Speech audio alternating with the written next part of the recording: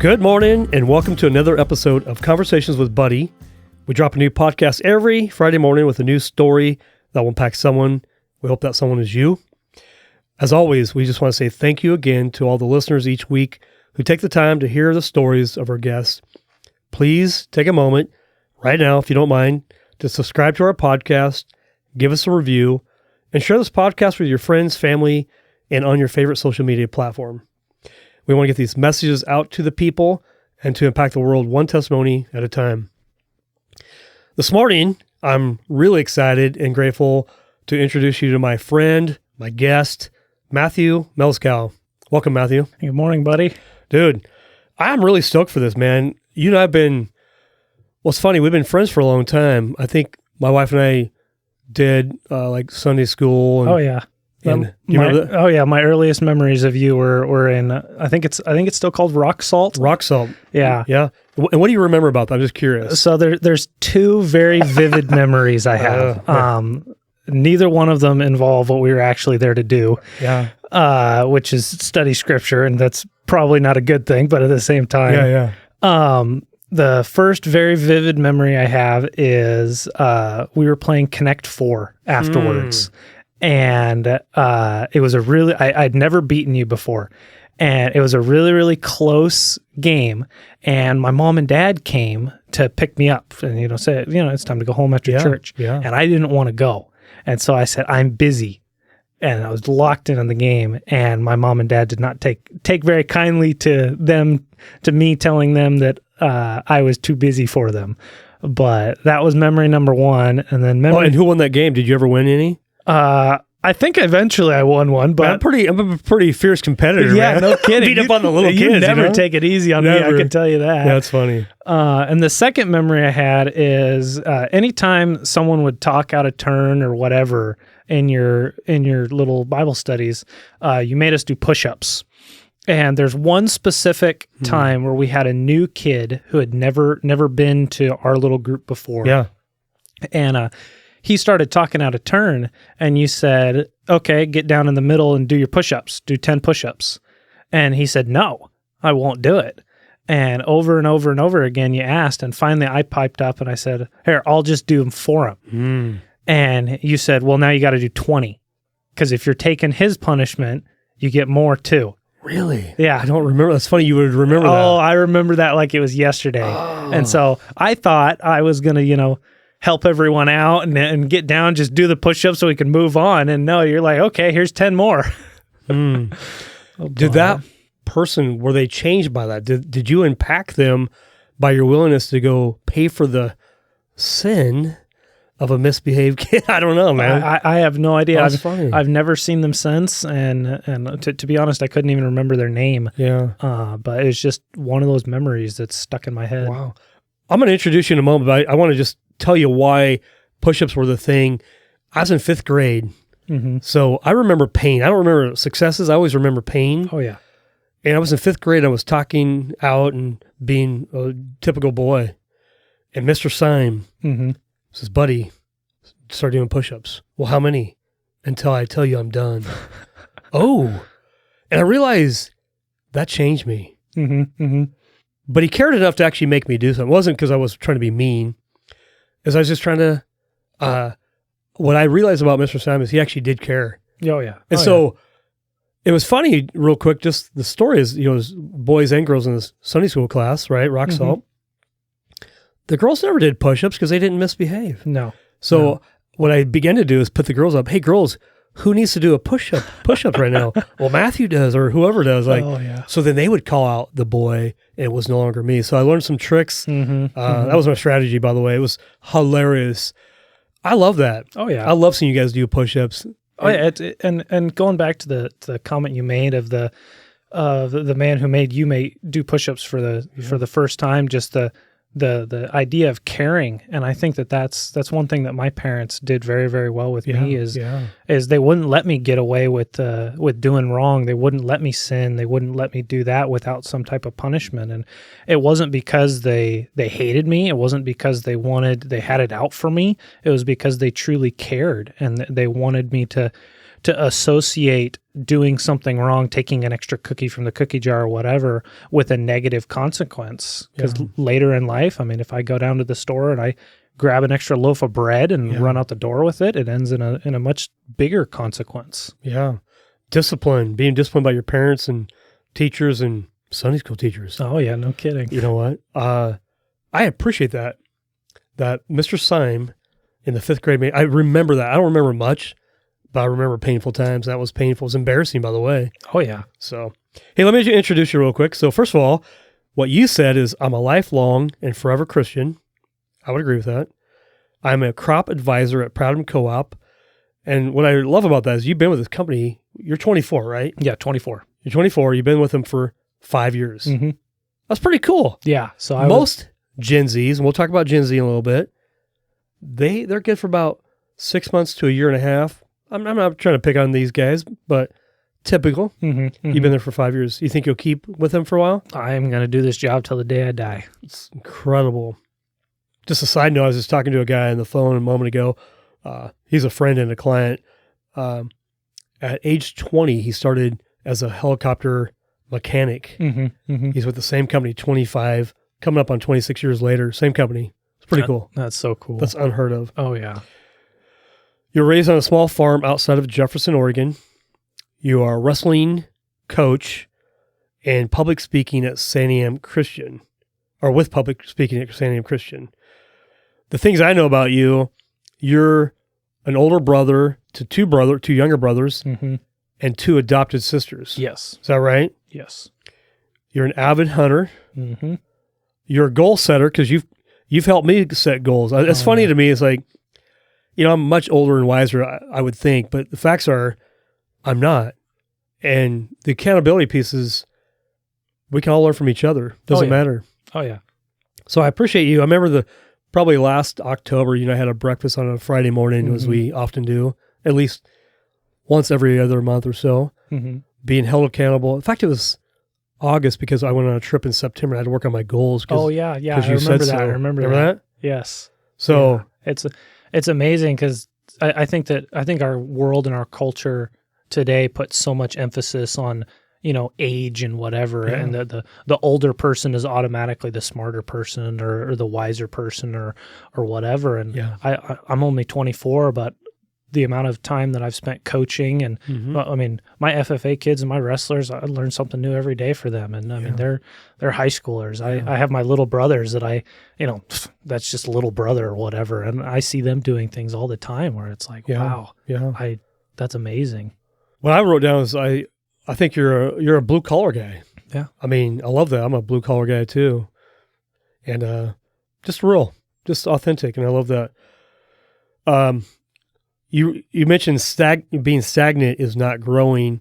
And I think what you mean too is continuing to learn, being humble keeps you growing. Because if you think you've arrived in your way, like, yeah, I'm older than you. Maybe I know a few more things, but that doesn't make me better. I've just had more experience than you, but I still have things to learn. Oh, yeah. So, I love that. Well, let's kind of dive in. I got lots of good questions for you. And I want this to be about your age group. You know, we have lots of different age groups telling their stories. You've had successes. You've also had failures. Oh, yes. And we'll talk about the successes, but kind of walk us through where you're born, kind of where you went to high school, college. I know you're a Beaver. You went to Oregon State. Just kind of walk us through your journey a little bit, kind of lessons you learned along the way, some failures, some successes, just briefly there. And we'll kind of dive in from there. And I want to learn more about this Gen Z group because it's interesting. We're an interesting group. You are, but awesome group. I mean, we don't want to stereotype you, but maybe we can learn more about who you guys are. So I was born in Olympia, Washington in June 12th, 1999. And to a loving mom and a hardest working dad that I've ever met. And my dad was working for Weyerhaeuser at the time. And my mom was a stay-at-home mom, take care of me. And we lived in Olympia for about 18 months, moved to Kaiser, stayed there for about 18 months. But both my mom and my dad both grew up in the agriculture farming community, and they both decided that the suburb of Kaiser was not gonna that was not gonna work. And so I ended up moving to a small farm outside of Jefferson, Oregon, where I spent basically my entire life up to this point. Same place, same home. Same home, same place. My dad's worked for the same company for my entire life. This is so unique, Rodrigo. I just want to, how many people, you were born in, you're born in Olympia, but you, for the most part, you lived in one house your entire upbringing. Mm-hmm. Your dad still works for the same company, same home, same town. Yeah, pretty cool. Oh yeah, I think that is a very, very big piece of who I am, and I have a lot of connections in the community between different friends and family and stuff like that, and I think that part of that is because I was able to stay in the same place my entire life, and I still one of my closest friends, we met as a freshman in high school. He was sitting in the back of English class, and I remember walking in thinking, man, that dude looks a little weird.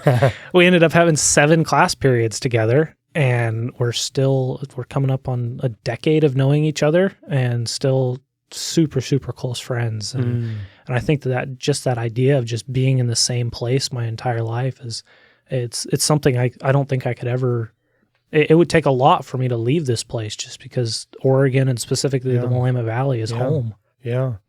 Now I know you did FFA, you wrestled, and you're a public speaker. Yes. Those are all awesome. Mm-hmm. Talk about those real quick. What was there one that you're more passionate about than the others? Or were they all the same? Different? There's a different level. Wrestling sucks. I heard that. I've heard that before. Wrestling is not fun. But there's a passion. As a wrestling coach, by the way, I just want to clarify. Oh yeah. To all the kids out there that I try and recruit and say wrestling's the greatest thing ever. That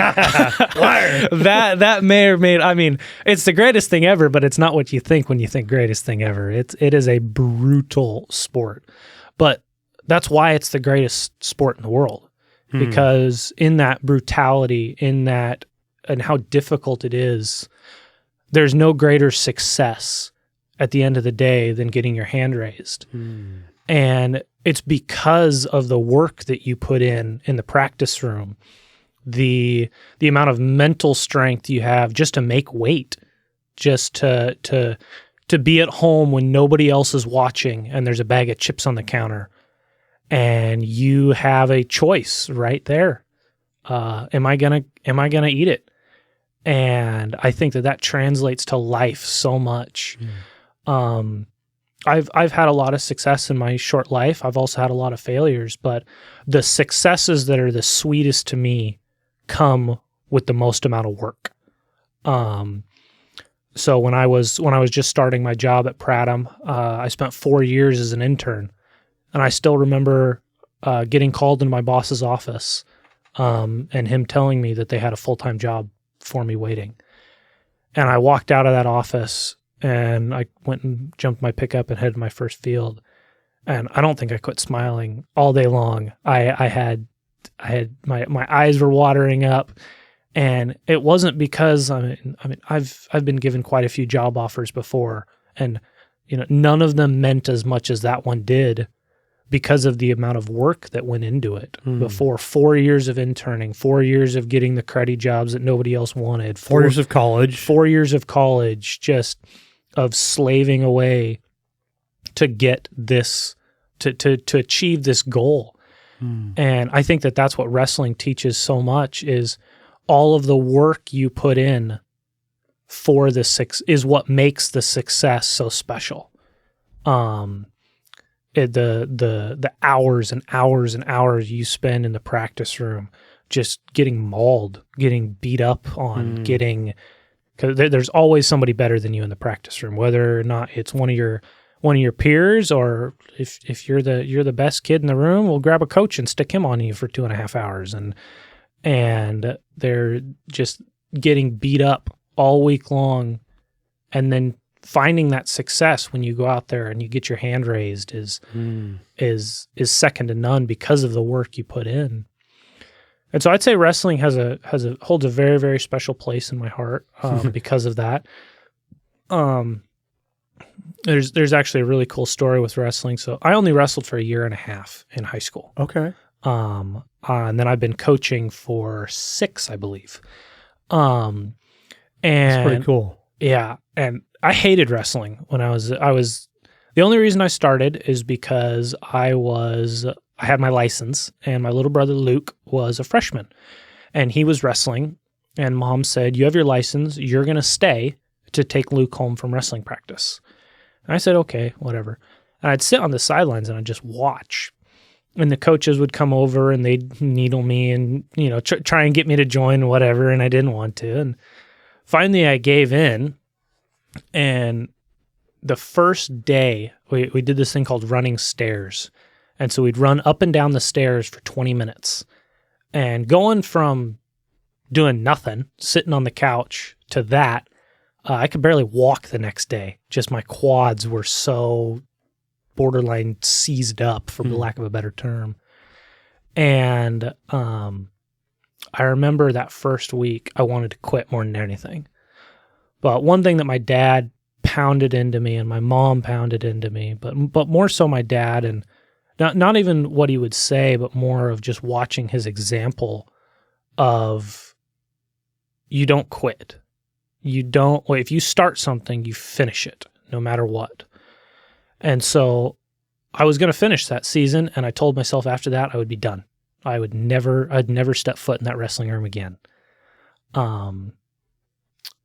Obviously that didn't happen. Right. And it was the night before my very first district tournament, my junior year. I was so excited because I got to be done after tomorrow. Yeah. I never have to skip a meal, never have to go up in that wrestling room ever again. I got to be done. And I remember I couldn't sleep that night. I was tossing and turning. It was like 3 a.m. in the morning. And I finally just prayed and I said, "God, something you're doing something. If you want me to keep wrestling, show me tomorrow. To do something tomorrow." So got up the next morning, went and weighed in, made weight, walked out to my first match, and I got my butt whooped. Just pinned in like 7 seconds. And I thought, "Oh, okay. That Cool. I'm done." That's more reason to quit right there. Yeah. Oh yeah. I'll go home or go back to the bleachers, sit down, grab my bag of chips, start eating. Nothing's gonna happen. I'm through. I'm done. God isn't gonna give me a sign. And I remember sitting there and watching my other teammates go up and wrestle. And it was like 4 or 5 hours later, and I still hadn't wrestled. And I'm thinking, okay, you've wrestled 3 times, you've wrestled 4 times, you've wrestled twice, you've wrestled this, what? And I walk up to my coach and I said, Did I miss my last match? And he goes, "How many times have you wrestled?" I said, 1. And he goes, "What? Go look at the brackets." And so I walk into the bracket where the brackets are posted on the wall, and I see my name. I see, okay, lost first round. And then I went to the back side of the bracket to find my name again. I found it, and it said forfeit, and I had advanced. And then it said forfeit again, and I had advanced. And then it said forfeit a 3rd time, and I had advanced again. Well, 3 kids on my side of the bracket had missed weight. I have been coaching for 6 years, and I have never seen that happen in my entire life, where 3 kids on the same side. Every now and then, 1 in a bracket will miss weight. To see 2 in the same bracket is rare. I've never seen 3 before, and I've never seen 3 on the same side of the bracket. So because of that, I was in the consolation semifinals. I was guaranteed to go home with a medal. Wow. And I remember going back to my seat, just thinking to myself, and I thought back on the previous season, and I thought of all the times I didn't try very hard. All the times I was just going through the motions. When in reality, this is where God wanted me. He wanted me here. He wanted me to learn the lessons that wrestling has to teach. Of mental strength, of dying to yourself, of having victory over your flesh when it wants you to quit, when it wants you to just go eat something. And all those lessons I'd thrown out the window just for the sake of just going through the motions. That is something that I'll never forget, that moment. And so I ended up coming back for my senior year, and I wrestled, and I ended up taking 6th place, the exact same place that I took the year before. At district or state? At districts. Okay. Never went to state, but that second 6th place medal that I have means so much more to me than the first. They're the exact same medal, the exact same placing, but my senior year was different because I actually put in work. I actually tried. I was voted captain, even though I was one of the worst wrestlers on the team.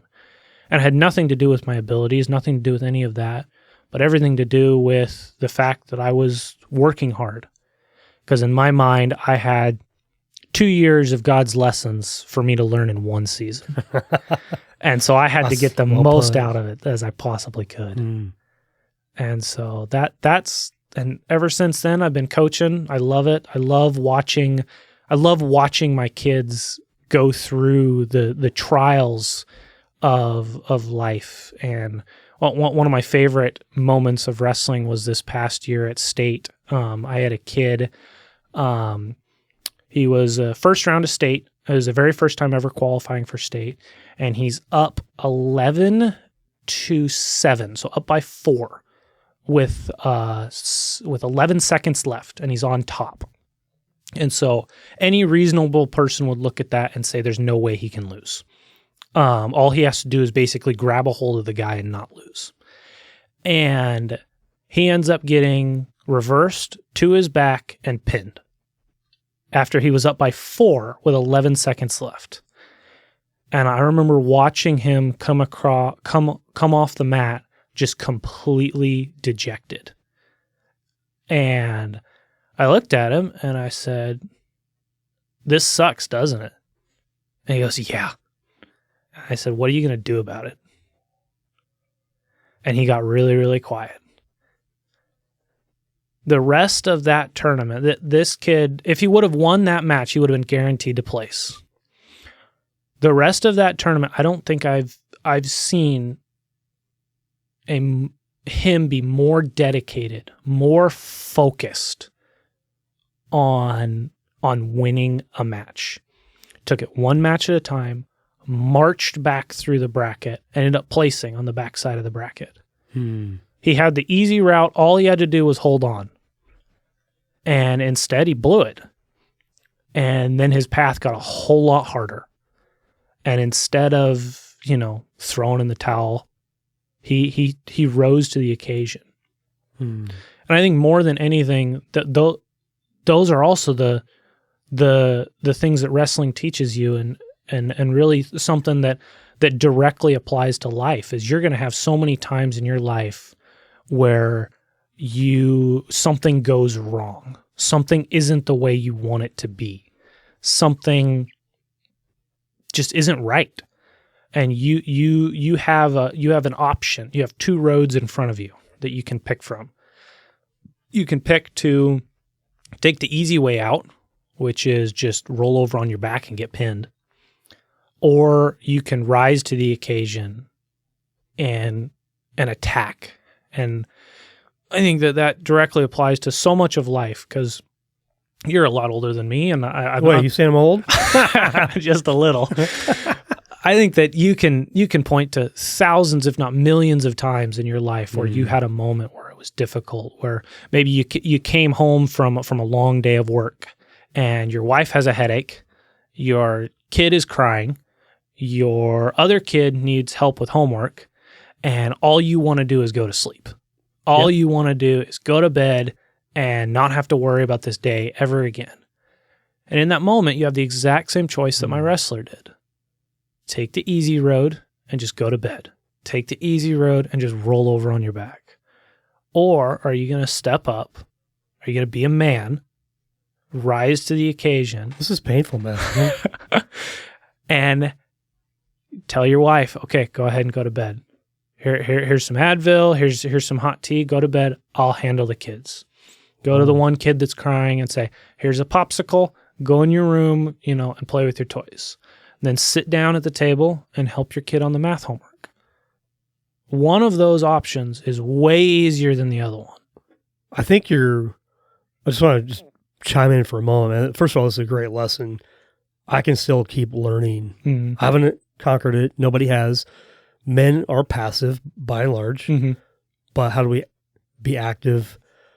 But we can choose to be, I had a hard day, I'm a victim, or we can choose to man up. I just gonna say my wife calls me out and says, "Hey, be a man." Oh, okay, So it's kind of funny. I would also say behind every good man is a better woman. Oh yeah. And I'd say to your mom's probably amazing. Mm-hmm. My mom was amazing, but to your point, it takes both dad and mom. But, oh yeah, totally, definitely takes. I mean, God made that. I mean, God said in the garden that it is not good for man to be alone, and both of them have a role, and that is very, very important. And just the number of statistics in this world that come out when there isn't a dad, where there isn't a mom, it never comes out the same as far as what the child's development is, what the child ends up being. Now there's exceptions to every rule and stuff like that, and there's people that come from hard times, but as looking at it more broadly, both mom and dad are super, super, super important in a child's development and growing up. And I think that's one of the reasons why I am who I am, is because I had mom on one side being the caring, the nurture, the grace and mercy and that side of it, and I had my dad on the other side, hardworking, being the example of what a man looks like, not being afraid to lay down the law sometimes, and having both of those pouring into me at the same moment. Unbelievable. Is something that is irreplaceable. Irreplaceable. It's a good word. Oh yeah. I think you're right, man. A lot of broken homes out there that are missing a dad. Typically a dad, sometimes a mom, but how important that is in your life. It shaped you for who you are. But what it sounds like is the joy that comes from a success most often comes from pain. Oh yeah. And trial and tribulation and difficulty. Because if everything's just great, you won every match, okay, like your sixth place medal from the first year, you didn't have a passion, a why, a desire, like whatever, I just want to be done, to now like, okay, this is, even though I'm having pain, I'm going to keep moving forward. So that's a really incredible story. It sounds like everybody should be a wrestler.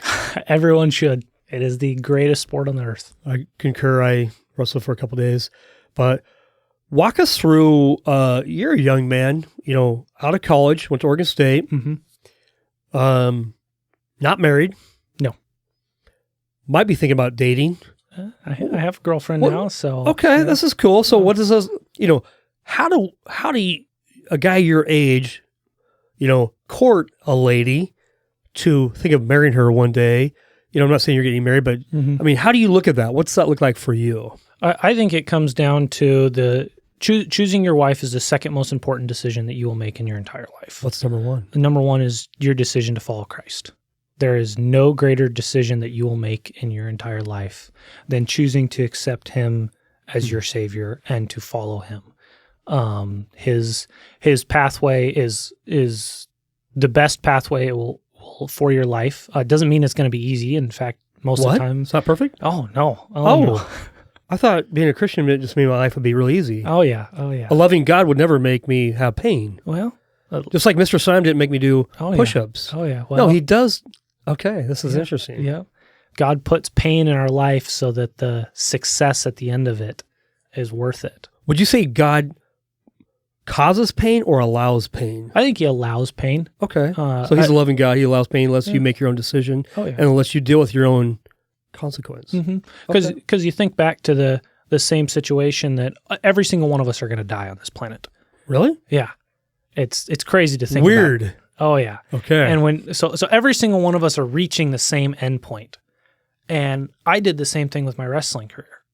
Both seasons I reached the same endpoint. One of them was easy. I didn't try. I didn't do anything. I was just present.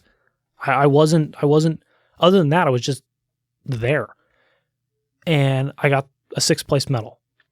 The second season, I tried. I busted my butt. It was awful. Skipping meals. There were days I couldn't drink as much water as I wanted to because I needed to be underweight. There were days where I'm just getting mauled because I'm one of the worst people in the room. So every single person that gets on top of me, I'm also one of the smallest. What was your weight? So I was 132. How much you weigh right now? I am like 155, 160, somewhere right around so there. So lose 20, 30 pounds. Yeah. Typical wrestler. Oh, yeah. But it was awful. But that second 6th place medal means so much more to me because it was hard to get. I had to work for it. And I think the same is true with life. When we get to the end and we go up to see Christ and he says, "Well done, good and faithful servant." If you're a Christian, you get into heaven regardless. One of those ways in is, "Well done, good and faithful servant." One of them, you still get into heaven, but it might not be with the same rewards. So one of those lives is hard and one of them isn't. And ultimately, the place you're going is the same, but the rewards might be a little different. Just a thought real quick. On this earth, because you mentioned one's harder than the other, Mm-hmm. in a way, I mean, doing hard work or receiving consequences both feel hard. Mm-hmm. Like if I don't obey God, follow Jesus, I can also have a life full of consequences. Oh, yeah. I can follow Christ and do all the right things and have consequences. Mm-hmm. Mm-hmm. One just has more rewards. Yes. Is that fair? Oh, yes. Okay. Oh, yes. Oh, yes. I would agree with that. And so, but kind of going back to the relationship with a young lady and dating, and it's the second most important decision that you will make in your life. And so choosing that person and who you decide to tie your ship to, it has to be more than just how pretty she is. It has to be more than can she make you laugh. It has to be more than all of that because beauty fades. I mean, my girlfriend tells me that I'm cute, and I don't really see what she's seeing, but eventually that's all going to fade. Eventually I'm going to be an old guy that has no external beauty. And so in that moment, what am I worth? I'm worth my character. I'm worth what's on the inside. And the same thing is true with her. Obviously, she's significantly prettier than I am right now, but even that will fade over time. And now I'm not saying you shouldn't be physically attracted to your wife or your girlfriend or whatever, but there has to be more than that. If you're simply dating a girl because she looks pretty on the outside, then to be honest, you probably shouldn't be pursuing her as a future wife. It's the internals that matter. Does she have a relationship with God that's close, that's personal? Is she actively pursuing that? What's her relationship with her family like? Does she have close friends? Does she have a job? Is she actively working to better herself in more ways than just her external beauty? Because someday that's all going to fade. Yeah. And the other question I asked myself is, if I had a daughter that was just like my wife, would I be happy with that? Would I be happy looking down and seeing, yeah, that's my kid? If I also ask, is this someone I can see raising my kids with me? Mm-hmm. Great question.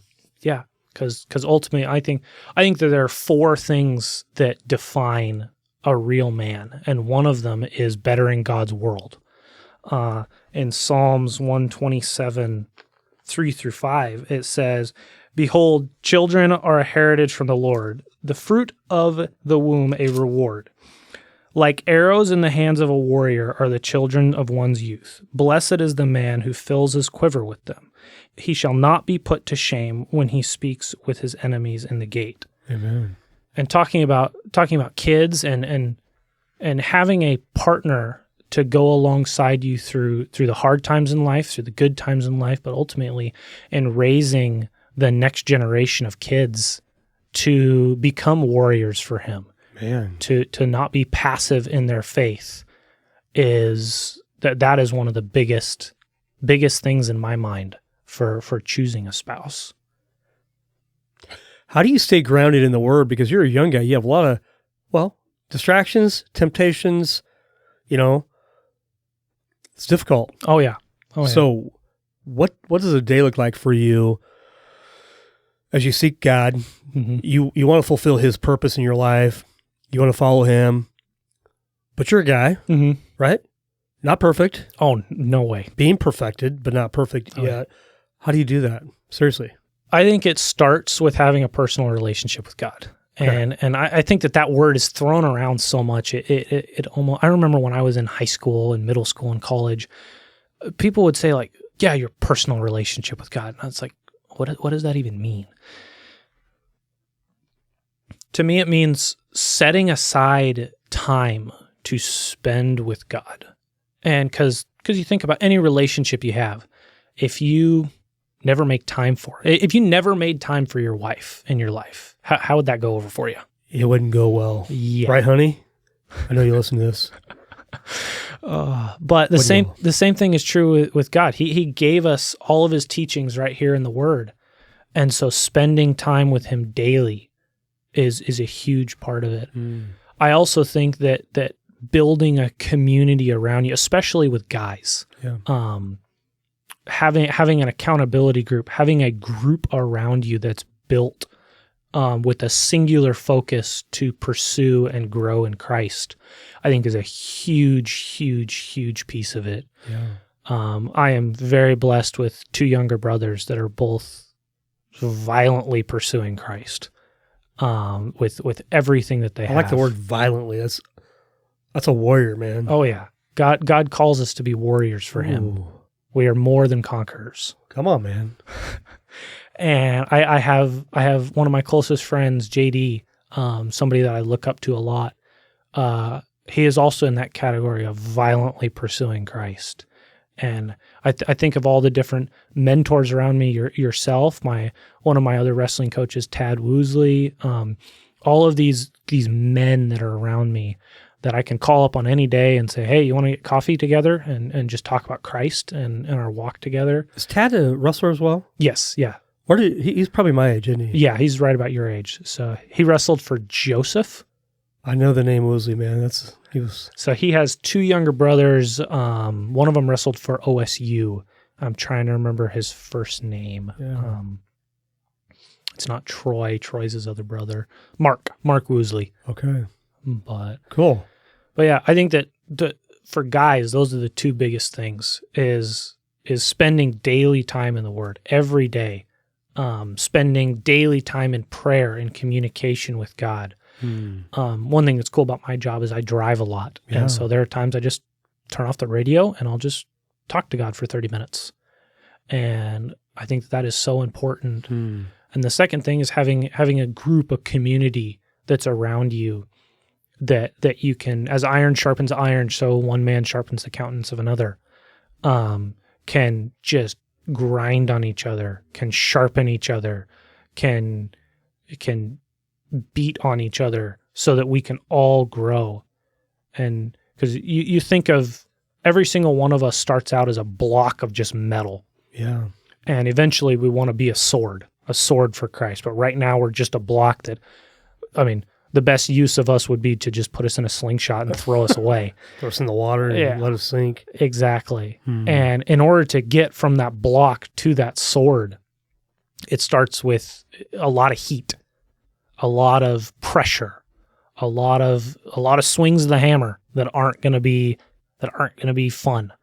And then once that's molded out into the general shape of a sword, then we go to the grinder and just grinding off piece after piece after piece after piece to build that edge.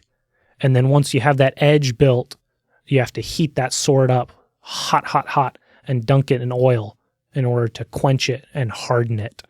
And then it's ready to be used by a warrior for God. And I think that entire process is so important, of the struggles of life, the struggles every single day to be perfected to that sword. I think we're confused by, as believers, love, it's emotional and sing kumbaya. Mm-hmm.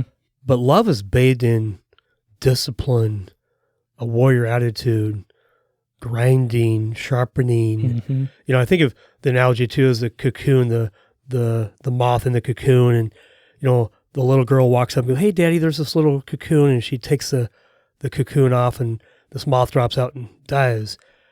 But that wasn't the design. Mm-hmm. It was that the moth would work and struggle and eventually break the cocoon, and it would fly away as a beautiful butterfly. Maybe a less analogy, but life is a struggle. What you're talking about, wrestling, your walk with Christ, marriage, relationship, communication, accountability, all that you've talked about, there's nothing easy about it, but you have to show up every day. Mm-hmm. Mm-hmm. So, yeah, sounds painful, but the fire, the sharpening, wow, it's interesting. Yeah. I think that the struggle of life is ultimately what makes life fun, because the rewards you reap. And I mean, I have so many of my friends that are, life is hard. Maybe they don't like their boss. I am blessed with an amazing boss. He's awesome. You just trying to get brownie points here, Matthew, or what? I just didn't want him listening to this and all of a sudden me bashing on bosses or whatever. You got to respect your boss, good or bad. Oh yeah. Love him and respect him. Oh yeah. And not everyone has a great boss. Doesn't mean you can just up and quit. Not everyone has an easy life. I mean, I'm trying to buy a house right now. You're in the mortgage industry, and I don't need to tell you how difficult it is right now. Yeah. Interest rates are 7, 8, 9%. It seems like the cheapest thing on the market's $450,000, and I'm sitting here, and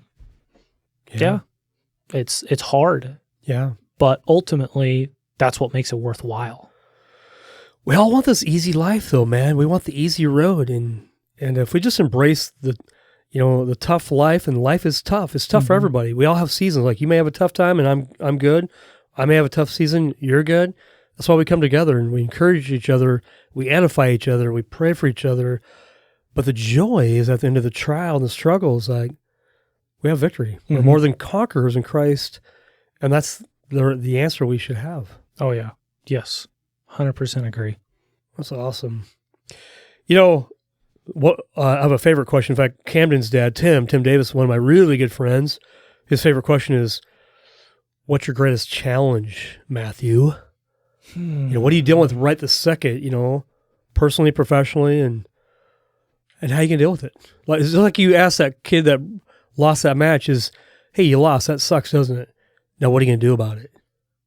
I'd say one of my greatest challenges right now is at work. So I'm a crop advisor, and a big part of my job is making like chemical and fertilizer recommendations based upon what's out in the field. And you've got this crop with this weed. Well, that means you spray this chemical. But if it's a different crop with a different weed, you do something completely different. And so learning, there's probably billions of different chemical combinations out there. There's probably thousands of different chemicals and fertilizers out there. Yeah. But you start putting those together. Oh, I'll take this one, and this one, and it's going to do this. But if I switch any one of those, all of a sudden it's not going to kill this, and it's actually going to kill the crop. And not good. No, not at all. And been there before? I had a close moment. Okay, close moment. Close moment. Luckily, it didn't end up being as bad as I thought it was in the moment. But yeah, it terrified me to my bones. But yeah, just having that struggle every day of walking in to the office, knowing that there is so much I don't know, so much out there that I truly don't know about my job, and spending every single day striving to get better, striving to be greater, striving for greatness. And ultimately that's not for me. That's not greatness for me in any way, shape, or form. In Colossians 3:23 is one of the coolest verses in the Bible. Whatever you do, work heartily as for the Lord and not for men, knowing that from the Lord you will receive the inheritance as your reward. You are serving the Lord Christ. Everything we do in this life, whether it's work, whether it is your relationship with your wife or girlfriend, you're raising your kids, it has nothing here is for you. Nothing here is for me. Jesus died on the cross 2,000 years ago so that I could spend eternity in heaven with him. At the end of the day, I can devote 80 years of my life to even though I will never get there, trying to pay that back, trying to say thank you. And so everything I do, excelling at God's work that he has for me, being the best in my career for him, not for me, being the best in my coaching, not for me, not so people can look at me and give me an award, best coach of the year, whatever. No, it's for him. It's so that someone can see my actions and say, why are you working so hard? Why do you care so much? And maybe I never get to have that moment where somebody comes up and walks and asks me. But if it just plants the seed, and maybe they see St. Am Christian written on my back as I'm helping coach. Yeah. Maybe they see the little Bible verse I have stuck up in the dashboard of my truck, and they never end up asking me about it. But it plants the seed in their heart that God can water. And someday maybe somebody else gets the joy of getting to walk them through the path to eternal righteousness. That's what it's all about. Everything we do is for the Lord. And he blessed me with this body too. And so to give anything less than my best is an insult to the body that he gave me. There's so many people out there who are born with less capable bodies than I, whether they're wheelchair bound or have some type of disease. But God blessed me with this amazing body, with this amazing brain that I am able to use, and to do anything but the best, to do anything but strive to be the greatest I can possibly be with this gift that he gave me is an insult to him, I believe. Yeah. Brother, that's a mic drop right there, man. That's powerful. Just how wise you are at 24. I always tell people, not as a brag, but as I didn't come to know the Lord till I was 28. I didn't know one Bible verse till I was 28. I was trying to be a man at 23. I got married. How did that work out for those 5 years from 23 to before I actually knew Christ? I wasn't where you are. You were bathed in Scripture, born in the church, reading Scripture, had parents that actually not just talk about God, but actually walked with God, shared Scripture with you, to now where you're 24, doing the same thing as you someday down in the future, get married, have kids, and pass on that. That is generational. That is life-changing. It's the only thing that gives hope. There's no other hope, by the way. Would you agree? Yeah. Your message is, there's nothing else. No. The struggle's real. Jesus is your hope. Yes. So that's so good, dude. This is good. As we wrap up this podcast, we'll probably do this again. I'm pretty sure, because this is really good. Is there any thoughts, any last things you're thinking about that maybe you didn't share? We've had a lot of Friday morning meetings or breakfasts, and I've learned a lot from you. From public speaking, you've taught me a couple things about how to public speak. I think it's important. If you're going to get in front of people, change your life. Say something important. Be prepared. But is there any last things you want to share before we sign off? I'd say the biggest thing is speaking to the guys out there specifically is don't do it by yourself. But we like to, Matthew. Oh yeah, I'm a guy. Pull up my own bootstraps. I can do my own thing. Oh yeah, I'm right there with it. Like I am a self-motivated person. I like to do things on my own. Yeah. Mainly because I know that they'll get done right. Yeah. And right in my eyes. But ultimately we were not created to be by ourselves. We were not created to do things on our own. We were created to get in a group, to link shields together. One of my favorite Bible verses is in Ecclesiastes 4:9-12. And it talks about friendship. It talks about being with other people. And one of the last line in that verse is, a cord of 3 strands is not quickly broken. And you can read it 2 ways. You can read it as you, your wife, and God, or you, your friend, and God. And if you know anything about a rope, a single-stranded rope can be broken fairly easily. Yeah. You put 2 strands on it, and it's not the strength of 2 strands. It's actually more than that. If you add a 3rd strand, it's not the strength of 3 strands. It's even more. The growth of that rope gets exponentially bigger. So as you add God and you, and then you add a warrior beside you, a friend, you start adding these people around you. It grows your impact. It grows your ability to be successful. It grows your ability to be that sword for Christ. Because we're all different. Yeah. To think that I have the knowledge in my head to be able to go out and do everything.